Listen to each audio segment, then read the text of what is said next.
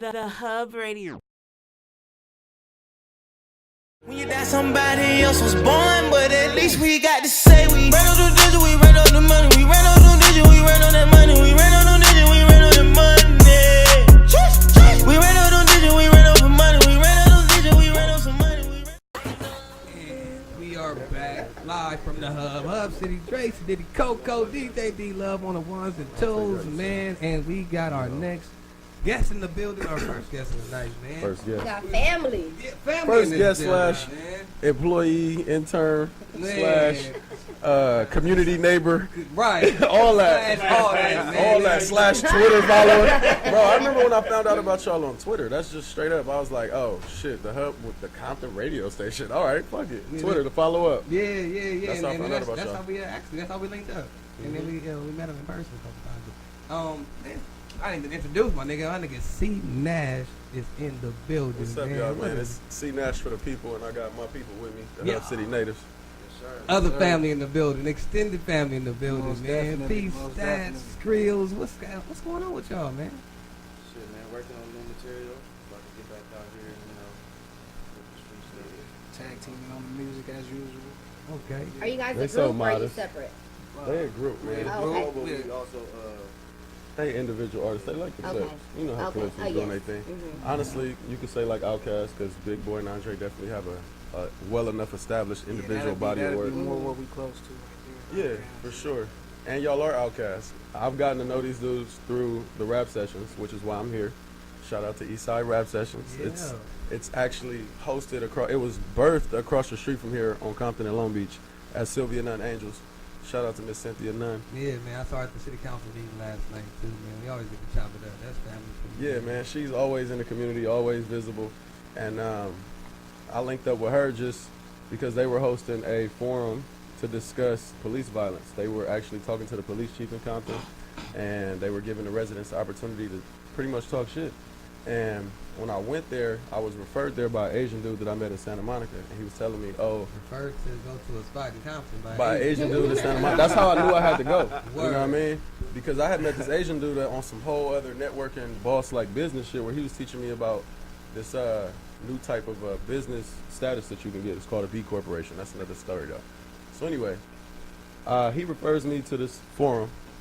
I go there and the whole building is packed. You've been to the building. So the whole building is packed to the point where people are standing on Long Beach Boulevard looking inside as everybody is getting their frustrations out. So I was just like awestruck. I had to figure out who was doing what to make it happen. In my process, I ran into the homegirl Nene, and she really told me like, yeah, my mom is handling all of this. And I'm like, what? Introduce me. So she introduced me, and then she just kind of looked me up and down like, okay. And, you know, what can you do for me? Like, but not really. So I came back with like a game plan, and Right. the game plan was rap sessions. I sat down and I explained to her my ideas and my theory about how I can bring the people together in the community through hip hop, but kind of take away from the traditional, I guess you could say, perception of hip hop. I wanted to break down hip hop from a more academic standpoint, but at the same time, I just wanted it to be made plain because I feel like everybody has hip hop fucked up right now. And as a child of hip hop, I feel responsible for trying to better the welfare of it. So Rap Sessions is like my vehicle. From building that vehicle, it led me to the Hub City Natives, who honestly, I think they're some of the dopest rappers that a lot of people have never heard of. So, you know, I just get involved with whatever they're doing, and the Rap Session is a forum to pretty much highlight artists like them. So, you know, since I've been building, it's been growing. I've gotten a chance to check out a few of the Instagram videos before I actually saw it in person. But the Instagram videos made me want to go. I said, man, I know everybody in it. All these niggas be spitting, right? Right. It's all the way live. So, yeah, man, I had to go pull up when it was in the neighborhood. I said, man, I got to go pull up. Right, like walking distance. Walking distance. And And that's that's actually what what I'm I did. thinking. I was like, here. I was like, man, I'm walking over there. That's what I built Walk it right for. on I there. literally built it for that exact Saturday afternoon. Like, man, it ain't nothing to do in Compton. I'm about to just pull up to the rap session. And then, boom, you just got a whole nother vibe where pretty much you can relate to it because it's like, oh, I know these beats. Oh, I know these people. Or I'm from Compton and I heard of these things that you guys are talking about. Yeah. I may not know you directly, but through our mutual affiliation of Compton, I feel close to you. I feel like you could be my neighbor. At the end of the day, you could be family. And so once we start talking and then we understand we actually are a lot alike, boom, you break down all the invisible barriers that keep us divided in the city, because it's way too small, man, for Compton to be so kind of clicked up and broken down, and it's too much imbalance out here. Yes. And I know you've seen it from the political side, right? So hey, the political side is no different from the street side. And that's what I was about to say. It's a direct parallel, and the only place where you can even discuss things like that are places like this. And I felt like I had those discussions in school, like in a dorm room setting, right? How can I create that outside of college? Boom, rap sessions. I just coined it, came up with a logo, and then just started printing it on shit and passing it around. And the next thing you know, people started wanting to come. And now it's to the point where people are asking me, when's the next one, who've never been, don't know me. And Right. to me, that's what success is. Like, I started something, and now it's beyond me. So how do you make sure you keep the vibe for each rap session a positive vibe? Like, you're bringing in, That's the challenge. you know, okay, you are in the heart of Compton, and you're bringing Right. in all these different people from different areas, like you said, that may not get along. But how do you make sure you keep it a positive vibe and everybody goes in there with an open mind? Man, I'm going to just say this. I built it. I started doing this in 2013, and I had a core audience where I knew certain people that were of a certain caliber from Compton that could bring a neutrality to the situation, as well as the location. I felt like the location for every rap session has always been crucial, because that pretty much dictates the vibe and sets the tone. And so for the people who have never been to that location, when they hear Compton and Long Beach Boulevard, they automatically are like, no, I'm good. Right, I'm good. Not on a Friday night, I'm good. right. So for me to have gotten like 10, 15 people consistently, and then it to grow to what it did the last time we were there, I'm like, all right, I'm breaking down some of the stigma by literally introducing people to something that they didn't know was right here, which is a community center. It's safe, it's secure, and it happened by building it with a core audience, so that the tone when you walk in, it's just like the energy in this room. It's contagious. People are not going to walk in here being disrespectful or being out of pocket unless they see someone in here doing that. So when they walk into a rap session and they see people dressed appropriately, they see people carrying themselves with pride, and then once they see the microphone getting passed around and then they can discuss something, they feel like, okay, I got to contribute, and I can't come with no bullshit because I'm going to look stupid right now. And so building that culture, it just happened from just taking the time to do it brick by brick, you know, one person at a time, making sure every person I invited to the rap session was someone particular that could contribute to the vibe. You know, for everybody from the DJs that I select, I don't select just any DJ that wants to, you know, spin. It's more so people that I know have like a wide variety of music, where they're not just gonna play one type and fuck with the vibe. You know, if it could go all over the place, then the crowd is gonna dictate it. That's why I built the rap session, so that the people who come can determine how we enjoy this. Because I'm tired of going to hip hop spots and it's not really the hip hop I want to hear. That sucks to me, to go somewhere where it's constantly the same shit that y'all been playing for like 3 summers. What the fuck? Like, that's stupid, because it's so much music. It's literally new music dropping every week. And why am I listening to the same shit that's been out for 5 years? Right. I know it's called rap sessions, but I know other things take place besides just performing. What else happens at rap sessions? Rap sessions is actually, rapping is to me, we broke down rapping as like the verbal exchange between two people that identify themselves as artists. People used to rap in the street with no music. You know, that was when hip hop started. Then you had this backdrop, and it became hip hop because you blended all these elements. So I just extracted one element, which was the whole discussion of the wordplay and the lyrics and the weight and the meaning behind the messages. So essentially, it's more so like a poetry thing, but I try to theme every discussion around something that ties into something in the music. So like last month, we did Black Future. So a lot of my music was, you could say black conscious music. We'd listen to like Common, Sahai the Prince, Jay, you know, Nas, stuff where it's gonna get your mind going. Right now, this month, the theme is fresh vibes. So it's literally whatever is new that's dropping. So I know the Rick Ross is about to drop. I'm gonna be on that. The Remy Ma diss and, you know, Nicki's little replies and stuff like that. We probably gonna bump that a little bit and dissect it. But, you know, it's hip hop right now is in a state where everything is dissectable. That's why you got all these people with the podcast. That's why you got all these people with their opinions. But ain't none of it really on the West Coast. It's all East Coast, everything. Yeah, you know, like for the New York crowd to have 2 radio stations where they just talking about the same shit back to back. Like the guests are going from each radio station with the same shit. Like I'm watching y'all interviews on YouTube and y'all getting numbers, but they talking about the same shit. And ain't none of that shit out here. Why Power 106 don't have like no Breakfast Club type shit? Like why Big Boy ain't? You know, nobody. Live from hell, there. At the end of the Yes. day, You feel me? Come that's what slide this on shit down is the built, line from and that's why Rap Sessions is here to open up this platform to funnel the realness so that we can really create this power circle. That's why I fuck with Rob C. He was coming in here talking about the power circle shit, right? Shit is brilliant, and he's like, I don't even know nothing about his music, but I can tell by the way he carry himself that shit is like Rap Session certified, because I know he's talking about real shit. Yeah. Hey, now since you guys are big on the hip hop scene as far as that goes, what is your take on the Remy Ma and the Nicki situation? Little, No, I why know, you right? say no? No shade, but I really think it's cute, man. I think that the state that hip hop is in right now, it's crazy how we got from who could out rap who to who could just talk shit about who. Like, I heard a lot of people break down Remy Ma's diss, Which one? the Ether one, because the second one I don't even like talking about. Okay. But the Sheether, they really broke it down to really talk about how, you know, the beat selection could have been better. She just did that because of the, I guess, the historicness of it. And then they talked about how like a lot of that sound like it could be Papoose. I'm like, damn. Well, that doesn't matter as much as you can't have a classic diss record using somebody else's beat. Easy. That's And that's just an what I'm easy saying. call. In hip So hop, whenever you hear the Ether originality beat, is you so. wanna hear Ether. It was so many things where it just didn't seem authentic to me, Yeah. right? And so I'm just looking at, like I said, Nicki's replies. It wasn't even direct for the beef. I think Nicki rode the publicity wave and decided I'm gonna just use this to make a hit record. I didn't think that she really had to do much of a reply. I just felt like she had to say a couple things in the song, a hit song that's going to play continuously on the record, Especially because on the radio. Because the second song. That's what the second Right. song did, is give her that leverage. Yo, that second song hurt it. That Remy Ma's second diss hurt it. Should have did that at all. Yeah. And that's why I'm not looking at hip hop as serious as it used to be, because back then, let's say it was a real beef like the Jay or Nas, everything was strategic and calculated. Wasn't nobody just about to drop no record for the fuck of dropping it.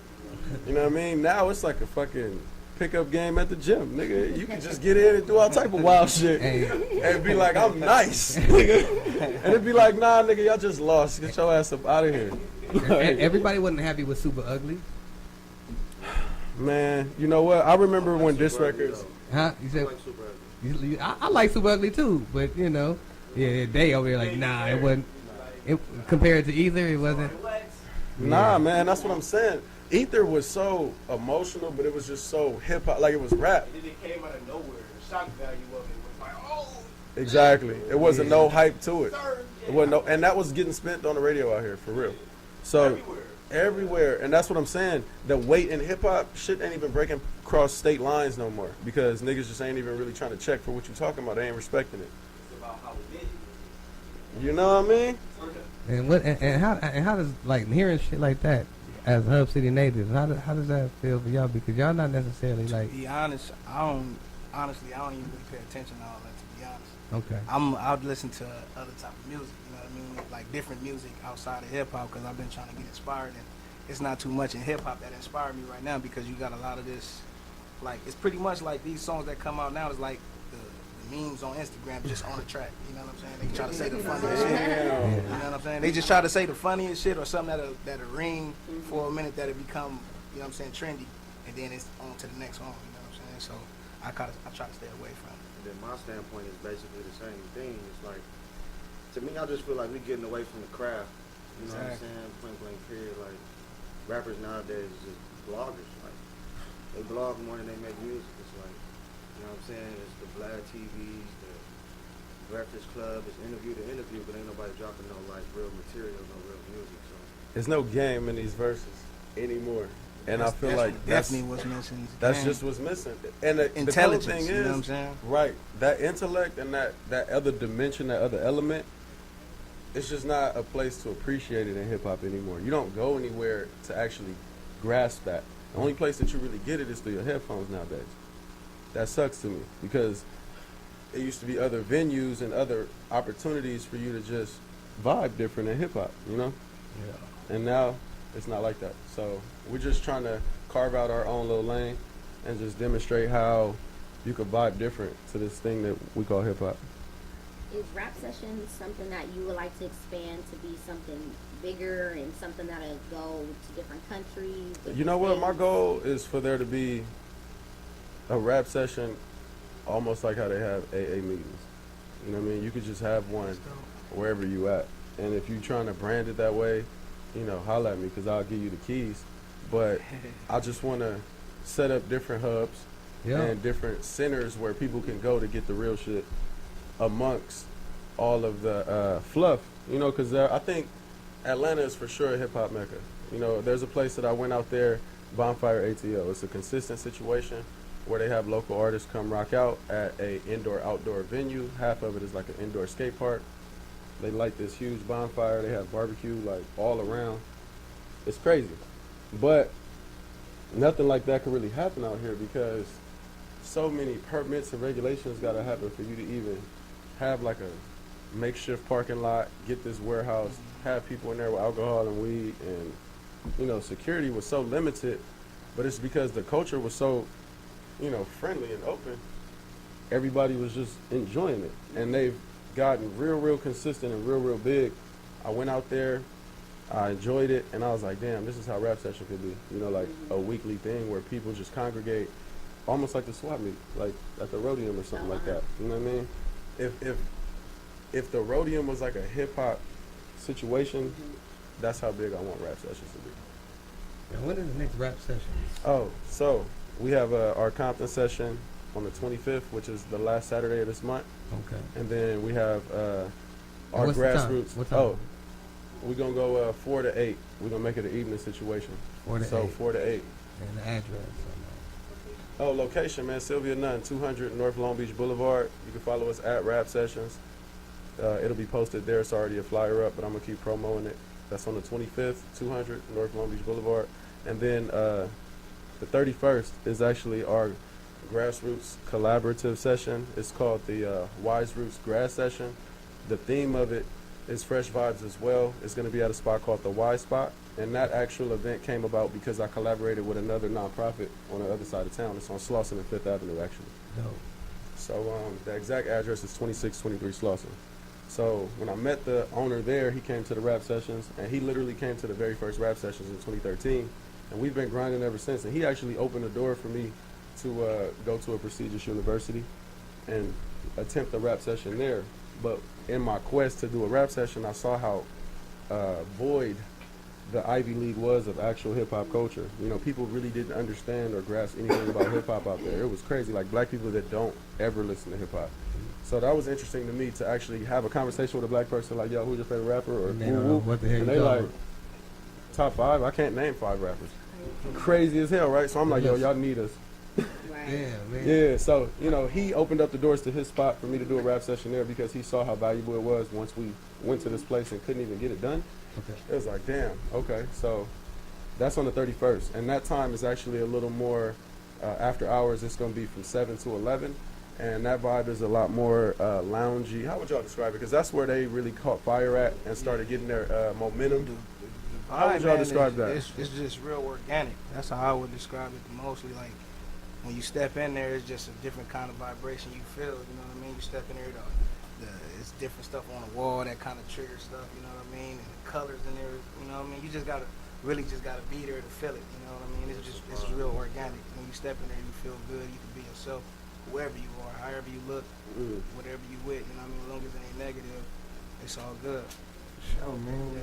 Listen, man. They can Real get quick, more if information. any vendors, if you're interested in coming to a rap session, I also open up the space for vendors, food and beverage, or even, well, we ain't messing with clothing right now, but food and beverage. Okay. If you're a vendor, Coco, you already know you can come through.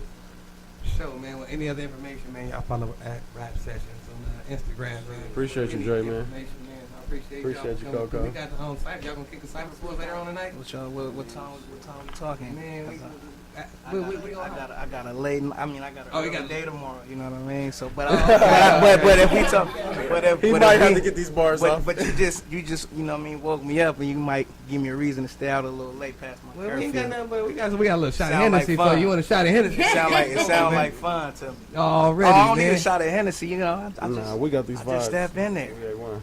No doubt, no Yeah. doubt. We're gonna take a break, man. We got DJ D Love on the one. Okay. We'll be right back, man. This is Latoya Williams is in the building, No man. doubt. We'll be right back. Radio, yeah.